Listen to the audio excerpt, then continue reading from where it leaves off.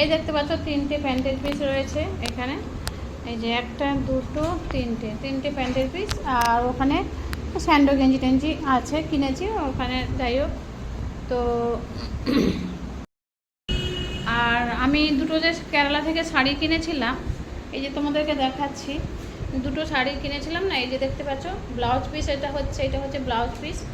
তো শাড়ি ফলস পাড় লাগাতে দিলাম, আর ব্লাউজ পিসটা আমি নিয়ে চলে এসেছি ঘরে। কলকাতায় গেলে বানাতে দেবো, তো এখানে বানাতে দিয়ে নিই, কেন কেমন বানাবে না বানাবে তার নাই ঠিক, আমি কলকাতায় গিয়ে সুন্দর করে বানাবো। তো দামটাও বেশি। তো দুটো শাড়ি পিকো করতে দিলাম, আর ফলস লাগাবে, তাতে কত বলো জানো তো? 350 টাকা।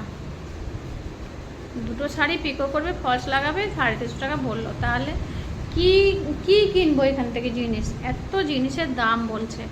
তো যাই হোক, আমি তো পুজোর মুখে একদম যাব, তাও আমি দিয়ে আসতে বাধ্য হলাম, কেননা আমি গেলে অষ্টমীর দিন পরবো শাড়িটা, অষ্টমীর দিন পরে অঞ্জলি দিতে যাব, এই জন্যই আমি পিকোটা করে নিলাম, কেননা পুজোর মুখে যাব পঞ্চমীর দিন, আমাকে কেউ বানিয়ে দেবে না, ফলস পাড় লাগিয়ে দেবে না, এই আর পরাও হবে না। তো এত টাকা দাম দিয়ে কিনেছি শাড়িটা আশা করে, তো আমি যদি অষ্টমীর দিন নাই পরতে পারলাম, তাহলে আমি কিনেই বা কী করলাম? তার জন্য আমি এখানে দিয়ে গেলাম, মানে ফলসটা লাগিয়ে নিয়ে যাচ্ছি। তো যাই হোক বন্ধুরা,